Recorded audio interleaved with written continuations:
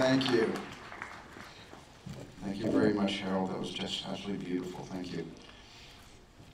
Well, I've never stood any place on earth where it's easier to be humble than here at Gettysburg, delivering an address. Well, humble hardly covers it. And it's not just that I'm standing near where Lincoln stood when he recited what many people, myself included, consider the most perfect prose poem ever penned by an American.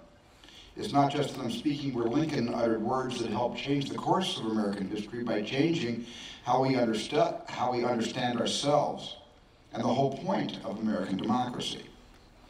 I agree with those who read the Gettysburg Address this way, that Lincoln wanted us to understand that equality was a small d democratic essential, perhaps the democratic essential.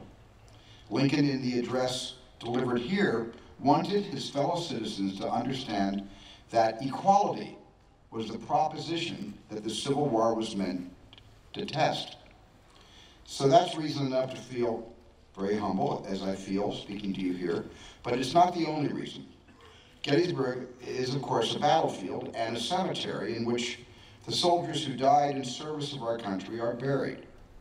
Their sacrifice of nearly 150 years ago was so complete and so completely essential that time, as Lincoln predicted, hasn't managed to erase it from memory. The name of this place still resonates with a shuddering in the hearts of the American people. More than any other name connected to the Civil War except Lincoln's, Gettysburg reverberates. Americans retain the knowledge that what happened here was the crux of our terrible national trial. And even Americans who aren't sure precisely what transpired on these fields know that all the glory and all the tragedy we associate with the Civil War resides most palpably, most indelibly here. The reason for this concentration of heartbreak and heroism in a geographical location is simple, and Lincoln told us what it was that day when he found his best and his truest voice. It's the courage, the selflessness, the strength, endurance, heroism, and the sacrifice of the patriots who were buried here, most of them terribly young men no older than my 3 sons. It's the memory of those honored dead, those in their graves, and those who have never been found that brings all of America always back to Gettysburg.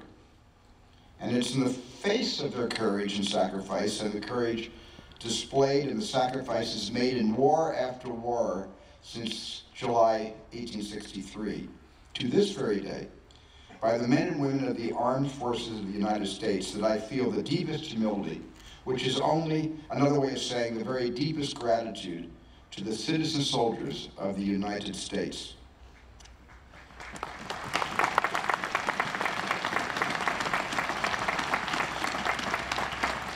These citizen soldiers who battled here were defending something other than boundaries, territory, or property, something other than religious belief, cultural tradition, and national identity. Lincoln contends that they gave the last full measure of devotion to defend a proposition about government, about how we choose to live together, starting with liberty and moving to equality, and whether the contract we make with one another based on liberty and equality is practical, whether it will work, mechanically work, whether this idea of government can function on the earth we inhabit. And that's one reason why I think he keeps saying here in his address, here. It happened right here on the ground all of you are standing on the solid earth all of us inhabit. These citizen soldiers fighting for the Union died testing that proposition that democracy can work in the hands of not of angels, nor even, to borrow from Lincoln's first inaugural address, in the hands of the better angels of our nature, but in the sometimes clumsy, sometimes bloody, error-prone hands of the ordinary people we are. On this sacred testing and proving ground, people willingly died to prove that people live together better if they refuse to oppress one another, to prove, in other words, that democracy works. I'm here also awestruck each time I visited Gettysburg to be in the presence of Lincoln's still eloquent ghost, And to be honest, I've been keeping company with that eloquent ghost on and off for the last 10 years, spent preparing and constantly for the past 2 years, devoted around the clock to making Lincoln. And even if this is merely an illusion or testament to the enduring force of his legacy, like most people who spend a lot of time thinking about Abraham Lincoln, he's come to feel like one of my oldest and one of my dearest friends. And I imagine I'm talking to many people who feel the same way. I'm luckier in one sense than nearly all of you because I have Daniel Day-Lewis's phone number on my speed dial. And if I start to really miss him terribly, I can just call him up and ask him to tell me a story. I haven't done this. I have no idea what Daniel would think of me if I did. He'd probably change his number, and I think that's certainly what Lincoln would have done if he had a cell phone. But an important component of humility is gratitude, which I feel today in abundance, addressing all of you in this audience, which includes a number of serious scholars, not to mention a healthy percentage of the country's entire population of Lincoln obsessives, a population I and all the brilliant artists who made this film with me have happily joined. We are all Lincoln obsessives now, together with you. And the more diligent among us devoured book after Lincoln book. But we are filmmakers. We are not scholars, we are not historians, but we are deeply indebted to those of you who are.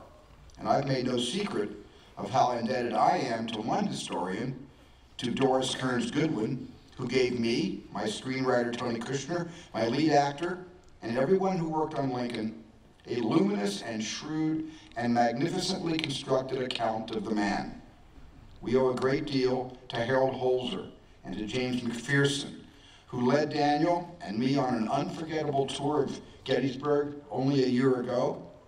And Harold and Jim served as historical consultants on our film from the very beginning of the process 7 years ago, and their contributions were invaluable. And there's many other historians of Lincoln, of the Civil War and of America, to whose work I owe an unpayable debt. You gave us the history from which we made our historical fiction, using the connective tissue of cause and effect, gathering evidence, categorizing, analyzing, and interpreting. You constructed the narratives that we turn to, that all of us turn to, filmmakers and teachers and doctors and hopefully business people and politicians. All of us, we turn to historians. We turn the pages of your diligently reconstructed narratives as we struggle to form our collective memory of all that has passed, all that which shapes our present life and will shape the future we're forever in the process of entering. Nothing matters more than memory. Without memory, we learn nothing. Without memory, there's no coherence, there's no progress. I'd imagine that's ultimately why historians write history and why human beings hunger for history, and I have to add, for fiction based on history. It's the hunger we feel for coherence. It's the hunger we feel for progress, for a better world. And it's much the same hunger, in other words, that compels soldiers in a just war to fight. The hunger for justice. Because I think justice and memory are inseparable.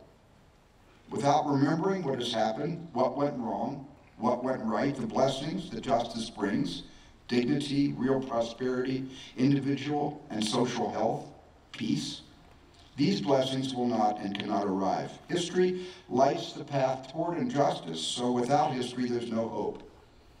But even with history that's as scrutinized as that of the American Civil War, some aspects, certain details are gone forever. We can't remember everything. History forces us to acknowledge the limits of memory. It keeps track of memory's victories, it keeps track of memory's defeats. It tells us that memory is imperfect, that no matter how much of the past we've recovered, much that once was or has been now is lost to us. It's simply not the job, and in fact, I believe it's the betrayal of the job of a historian to promise perfect and complete recall of the past and to promise memory that abolishes loss. And one of the jobs of art is to go to the impossible places that other disciplines like history must avoid. Through art, we enlist the imagination to bring what's lost back to us, to bring the dead back to life. This resurrection is, of course, just an illusion. It's a fantasy and it's a dream, but dreams matter somehow to us. And I'm sure many of you feel as I do, as everyone I know who spent time thinking about him feels, that the murder of Abraham Lincoln, the loss of Lincoln, is heartbreaking. And I admit that among the reasons I wanted to make this film, I wanted impossibly to bring Lincoln back from his sleep of 1.5 centuries, even if only for 2.5 hours, and even if only in a cinematic dream. So does this mean that in making Lincoln, I was attempting to deny the finality of death? And I hope not. Lincoln certainly would not have approved of that. One thing I've learned from dreaming about the 16th president and the Civil War is that as much as we need memory to live, we need an awareness of death to live. Surely that's what cemeteries like Gettysburg are for. They're places we go to remember the honored dead and also to remember death itself. But if we need an awareness of death to make sense of life, we also need an awareness that the meaning of life is not merely that we die. Lincoln, in the only speech by an American maybe greater than the one he delivered here, directed us toward the attainment of that awareness, to gaze with appropriate humility into the face of the infinite and to guess, as we must, in order to act, at what God means for us and what life means. Lincoln suggested here at Gettysburg and in his second inaugural address, to try to grasp the meaning of our existence is the great task always before us all. Historians, artists, statesmen, politicians, everyone on earth, to try to comprehend the point of our struggles and our suffering, our defeats, our triumphs. The search for the meaning of our lives and of our deaths is the highest function of our capacities to reason, to remember, to imagine, and to dream. And now, I begin to recognize, in the 2-minute length of the Gettysburg Address, another aspect of Lincoln's genius, namely knowing when to stop. So I speak for myself when I say, and for the splendid crew of artists and newly minted Lincoln obsessives that helped me make our film, thank you for making it possible for us to remember and for assisting us and at times indulging us as we concoct our dreams. Thank you all very, very much.